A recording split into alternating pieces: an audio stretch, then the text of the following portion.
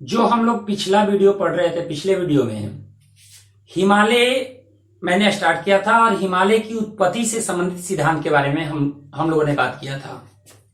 हिमालय की उत्पत्ति से संबंधित कोबर का भूसंगति सिद्धांत और हैरी हैस का प्लेट टेक्टोनिक थ्योरी, इन दो चीजों पर हम लोगों ने बात किया था।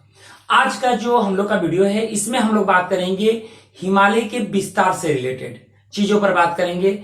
जो हिमालय के जो विभिन्न भाग हैं उनके बारे में बात करेंगे, उनकी विशेषताओं के बारे में हम लोग बात करेंगे। चलिए देखते हैं इससे रिलेटेड चीजों के बारे में। आप लोग एक एक चीज को देखते जाइएगा और नोट्स तैयार करते जाइएगा। चलिए, हिमालय मुख्य रूप से हिमालय का जो हिस्सा है, पूरे हिमालय को अगर हम समझते हैं तो हिमालय का विस्तार पश्चिम से पूरब की ओर लगभग 2500 किलोमीटर की लंबाई लिए हुए हिमालय पश्चिम से पूरब की ओर फैला हुआ है। यह मुख्य रूप से देखा जाए तो पश्चिम में नंगा पर्वत से लेकर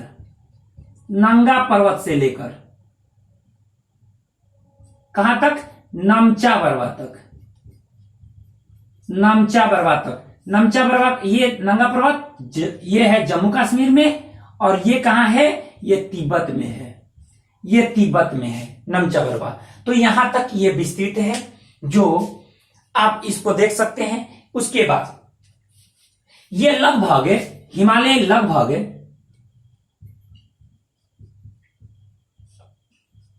5 लाख वर्ग किलोमीटर में फैला हुआ है।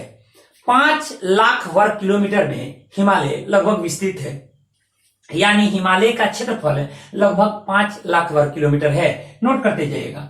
मैं बताया था कि हिमालय पश्चिम में चौड़ा है और जैसे जैसे पूरब हुआ है वैसे वैसे सकरा होता गया है। सकरा का मतलब संकीर्ण होता गया है, पतला होता गया है, जबकि इधर चौड़ाई अधिक है और इधर चौड़ाई कम है। लगभग इधर अगर हम चौड़ाई देखें, यानी हिमालय की चौड़ाई अगर हम पश्चिम में देखें तो लगभग 400 किलोमीटर और पूरब में लगभग 160 किलोमीटर तक है। यानी जैसे जैसे हिमालय में पश्चिम से पूरब की ओर जाते हैं वैसे वैसे इसकी चौड़ाई कम होती जाती है, साथ ही साथ इसकी ऊंचाई बढ़ती जाती है। चौड़ाई कम होती है और ऊंचाई बढ़ती है, यानी हिमालय जैसे जैसे सकरा होता गया है वैसे वैसे इसकी ऊंचाई बढ़ती गई है। इसीलिए हिमालय की सभी बड़ी चोटियां इस नेपाल और सिक्किम के आसपास अवस्थित है।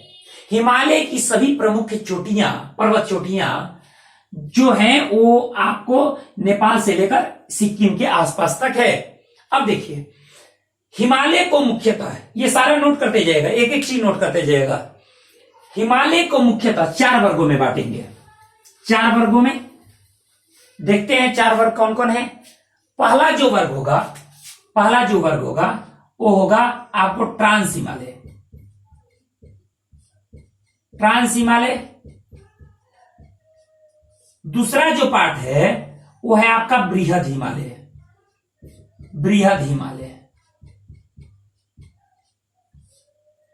तीसरा पार्ट जो है उसको हम कहते हैं लघु हिमालय।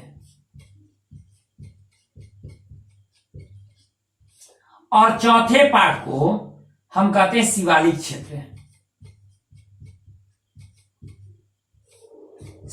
क्षेत्र। देखिए इसमें क्या है, ट्रांस हिमालय जो है इसमें 3 श्रेणियां हैं। पहला है काराकोरम, दूसरा है लद्दाख, और तीसरा है जास्कर। ये 3 श्रेणियां हैं, काराकोरम, लद्दाख और जास्कर, 3 श्रेणियां हैं। हम लोग एक एक के बारे में बात करेंगे, प्रत्येक एक चीजों के बारे में बात करेंगे। देखिए, हिमालय को मुख्यतः 4 भाग में विभाजित करते हैं, जिसमें पहला आपको हिमालय के पार का हिस्सा, जिसको हम ट्रांस हिमालय कहते हैं या पार हिमालय, ट्रांस हिमालय या पार हिमालय। उसके बाद बृहद हिमालय, जिसको आंतरिक हिमालय या हिमाद्री हिमालय भी कहते हैं, क्योंकि सालों भर बर्फ से ढका रहता है इसलिए इसको हिमाद्री हिमालय भी कहते हैं। उसके बाद का जो हिस्सा है, ये देखिए, ये जो ग्रीन कलर में है बीच वाला हिस्सा, इसको लघु हिमालय या मध्य हिमालय कहते हैं। और जो नीचे का हिस्सा है ये शिवालिक क्षेत्र या इसको बाह्य हिमालय कहा जाता है। तो इसको मैंने बांट दिया। अब एक एक करके देखते हैं। तो पहला हेडिंग डालिए ट्रांस हिमालय।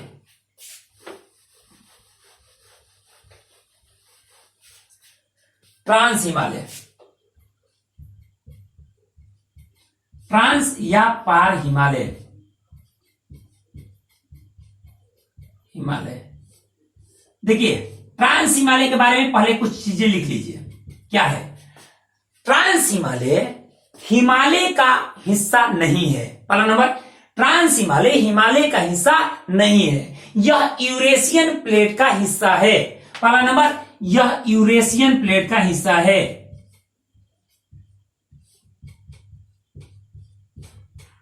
यूरेशियन प्लेट का हिस्सा है, यानी ये हिमालय का भाग नहीं है। इसका मतलब यह है कि जब हिमालय की उत्पत्ति हुई उससे पहले इसकी उत्पत्ति हो चुकी थी, यानी हिमालय से पहले ही यह निर्मित हो चुका है। यह हिमालय का हिस्सा नहीं है, यह यूरेशियन प्लेट का भाग है। अब देखिए इसका निर्माण, पहला नंबर, इसका मतलब यह है कि जो टेथिस सागर था उसमें जो अवसादी मलबे थे उससे इसका निर्माण नहीं हुआ है, यानी इसका निर्माण, अगला लिखिएगा, इसका निर्माण अवसादी मलबे से नहीं हुआ है। यानी जो हम बताए थे ना, टेथिस सागर जो हिमालय है वहां टेथिस सागर हुआ करता था कोबर के अनुसार या हैरी हैस के अनुसार। तो ये उसमें सारी नदियां गिरती थी इंडियन प्लेट से और यूरेशियन प्लेट से। नदियां अवसाद लेकर जाती थी और उस अवसाद से में मोड़ पड़ने के चलते हिमालय और किनलुन पर्वत बना है। लेकिन ट्रांस हिमालय इस अवसादी मलबे का हिस्सा नहीं है, इसका निर्माण अवसादी मलबे से नहीं हुआ है। यह यूरेशियन प्लेट का हिस्सा है, अर्थात हिमालय का भाग नहीं है। यह ध्यान रखिएगा। अब देखिए अगला नंबर, अगला चीज लिखिए, यह सालों भर बर्फ से ढका रहता है। सालों भर बर्फ से ढका रहता है, सालों भर बर्फ रहता है, जिससे वनस्पतियों का अभाव है, यानी वनस्पतियां नहीं पाई जाती। यहां वनस्पतियां नहीं पाई जाती, इस चीज को आप नोट कर लेंगे। अब देखिए आगे, अगर हम देखें तो इस ट्रांस हिमालय को कितने भागों में बांट सकते हैं? 3 भागों में। एक एक करके देखते जाइए। हिमालय, ट्रांस हिमालय को 3 भागों में बांटेंगे। पहला होगा काराकोरम, काराकोरम, काराकोरम, दूसरा लद्दाख और तीसरा जास्कर। अब देखिए काराकोरम के बारे में पहले हम देखते हैं। काराकोरम क्या है? काराकोरम ट्रांस हिमालय का सबसे उत्तरी श्रेणी है। काराकोरम नोट करते जाइए, काराकोरम ट्रांस हिमालय का सबसे उत्तरी श्रेणी है। ठीक है, पहला चीज। दूसरा चीज, काराकोरम श्रेणी पर ही भारत की सबसे ऊंची चोटी, पर्वत चोटी K2 गॉडविन ऑस्टिन स्थित है। ट्रांस हिमालय के काराकोरम श्रेणी पर ही भारत की सबसे ऊंची पर्वत चोटी, हिमालय की सबसे ऊंची पर्वत चोटी नहीं, भारत की सबसे ऊंची पर्वत चोटी, ये हिमालय पर नहीं है क्योंकि ये हिमालय का हिस्सा है ही नहीं। ये जो ट्रांस हिमालय है वो हिमालय का हिस्सा है ही नहीं, वो हिमालय के साथ निर्मित ही नहीं हुआ है। तो ध्यान रखिएगा, K2 गॉडविन ऑस्टिन भारत की सबसे ऊंची पर्वत चोटी है जो काराकोरम श्रेणी पर है। और काराकोरम श्रेणी किसका हिस्सा है? ट्रांस हिमालय का। पहला नंबर, ट्रांस हिमालय का सबसे उत्तरी श्रेणी क्या है? काराकोरम है। और काराकोरम श्रेणी पर भारत की सबसे ऊंची पर्वत चोटी K2 अर्थात गॉडविन ऑस्टिन स्थित है, भारत की सबसे ऊंची पर्वत चोटी है। अब देखिए इसके बाद की स्थिति क्या है? अगर हम लोग देखें, इसके बाद की स्थितियों को देखें तो यहां पर काराकोरम श्रेणी पर लगभग 4-5 ग्लेशियर हैं। इस श्रेणी पर 4-5 ग्लेशियर हैं। इन ग्लेशियरों को अगर हम देखें, ग्लेशियरों की अगर हम बात करें तो इस ग्लेशियरों में हम देख सकते हैं, पहला नंबर ससाइमी ग्लेशियर,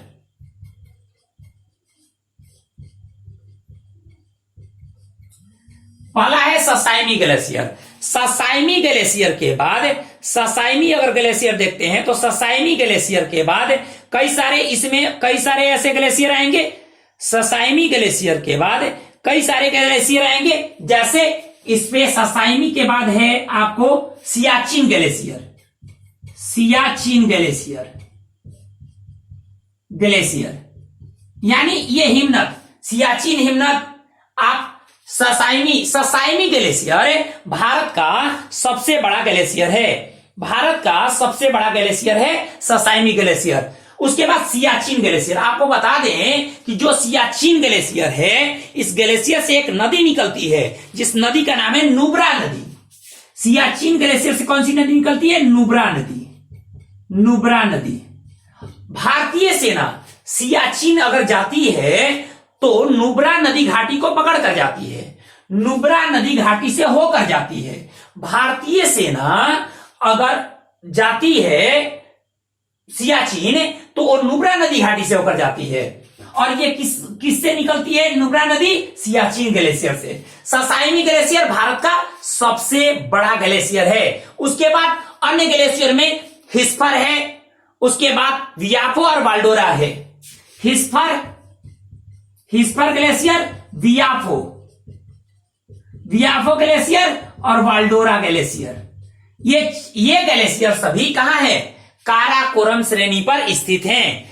काराकोरम श्रेणी पर ये सारे ग्लेशियर स्थित हैं। कौन कौन देखिएगा, इसमें है ससाइमी glacier, Siachen glacier, Hispar glacier, Biafo और वाल्डोरा। ये सब कहां है? काराकोरम श्रेणी पर स्थित हैं। अब देखिए, उसके साथ साथ कई सारी चीजों को हम लोग देख लेते हैं। अब आगे जब देखते हैं तो इसको देखते हैं कि इसका विस्तार इधर भी हो गया है, तिब्बत की तरफ। तिब्बत की तरफ इस श्रेणी को लद्दाख श्रेणी भी, इस श्रेणी को हम कहते हैं कैलाश श्रेणी। कैलाश श्रेणी आप नाम सुने होंगे, जैसे कैलाश पर्वत सुने होंगे। तो कैलाश पर्वत कहां से? कैलाश पर्वत कहां है, किसका हिस्सा है? तो ध्यान रखिएगा, काराकोरम श्रेणी का हिस्सा है। यह काराकोरम श्रेणी का हिस्सा है। अब देखिए, जब काराकोरम श्रेणी का यह हिस्सा है तो एक बात जरा सोचिए, जब यह काराकोरम श्रेणी का हिस्सा है तो इसका मतलब काराकोरम श्रेणी का विस्तार है जो तिब्बत की तरफ हुआ है। कौन श्रेणी? कैलाश श्रेणी। अब देखिए, काराकोरम में ग्लेशियर जो है हम बता दिए हैं, ससाइमी, सियाचिन, हिस्पर, वियाफो और वाल्डोरा। ससाइमी भारत का सबसे बड़ा ग्लेशियर, नोट करते जाइएगा। सियाचिन ग्लेशियर से नुब्रा नदी निकलती है। भारतीय सेना नुब्रा नदी घाटी से होकर जाती है। अब ये सारा चीज आप नोट कर लीजिए। इसके बाद अगला श्रेणी कौन सी है? वो है लद्दाख श्रेणी। दूसरा हेडिंग डालिए, लद्दाख श्रेणी। दूसरा लद्दाख।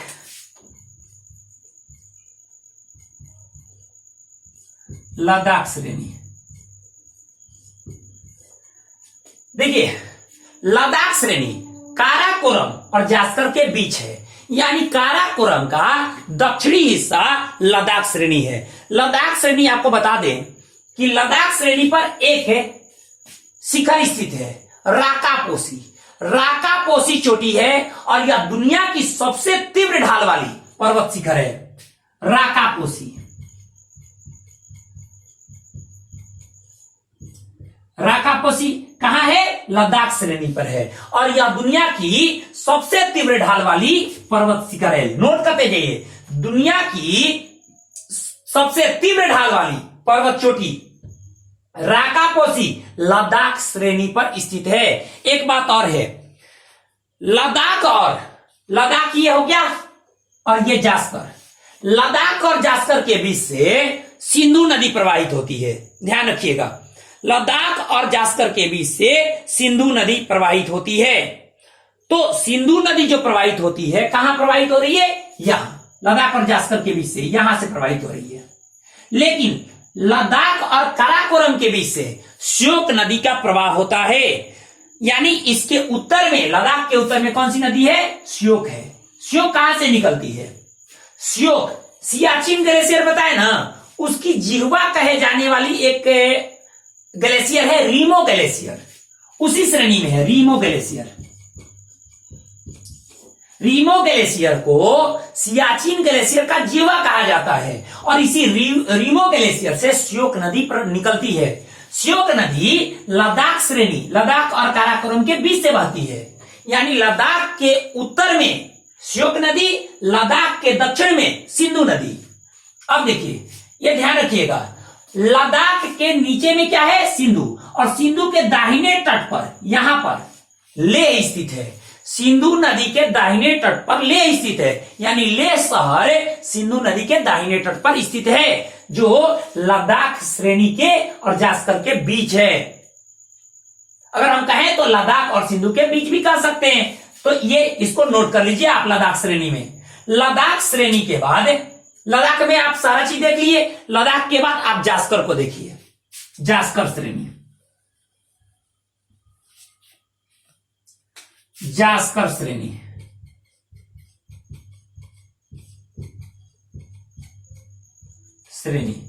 जास्कर श्रेणी है पहला नंबर। यह ट्रांस हिमालय का सबसे दक्षिणी श्रेणी है। ट्रांस हिमालय का सबसे दक्षिणी श्रेणी, दक्षिणी श्रेणी ध्यान रखिएगा, ट्रांस हिमालय का सबसे दक्षिणी श्रेणी है पहला नंबर जास्कर। दूसरा, लद्दाख और जास्कर के बीच से सिंधु नदी का प्रवाह होता है। लद्दाख और जास्कर के बीच से सिंधु नदी का प्रवाह होता है, और इसमें हम बता ही दिए हैं कि इस सिंधु नदी के दाहिने तट पर लेह स्थित है। ये ट्रांस हिमालय में इन सारी चीजों को ध्यान रखिएगा। जो जो चीजें मैंने बताई, पहला K2 गॉडविन ऑस्टिन काराकोरम श्रेणी पर भारत की सबसे ऊंची पर्वत चोटी, इस पर कई सारे ग्लेशियर हैं। ससाइमी भारत का सबसे बड़ा ग्लेशियर काराकोरम श्रेणी पर। सियाचिन ग्लेशियर, नुब्रा नदी निकलती है। उसके बाद वियाफो, हिस्पर और वाल्डोरा, ये जो ग्लेशियर हैं इसको आप नोट कर लीजिएगा। लद्दाख श्रेणी में दुनिया की सबसे तीव्र ढाल वाली पर्वत चोटी राकापोसी स्थित है। लद्दाख और काराकोरम के बीच श्योक नदी का प्रवाह होता है, जो सिंधु की सहायक नदी है, और सिंधु का प्रवाह लद्दाख और जास्कर के बीच होता है। अब देखिए, लद्दाख और जास्कर के बीच ही लेह स्थित है, सिंधु नदी के दाहिने तट पर। जास्कर ट्रांस हिमालय का सबसे दक्षिणी हिस्सा है। इन सारी चीजों को आप नोट कर लीजिए। इसके बाद अगला जो टॉपिक है वो है बृहद हिमालय, जिस पर दुनिया की 10 सर्वोच्च चोटियों में सब प्रमुख चोटियां इसी बृहद हिमालय पर स्थित हैं। बृहद हिमालय, लघु हिमालय और शिवालिक क्षेत्र, इन सब के बारे में हम चर्चा करेंगे अगले वीडियो में। आज के लिए इतना ही।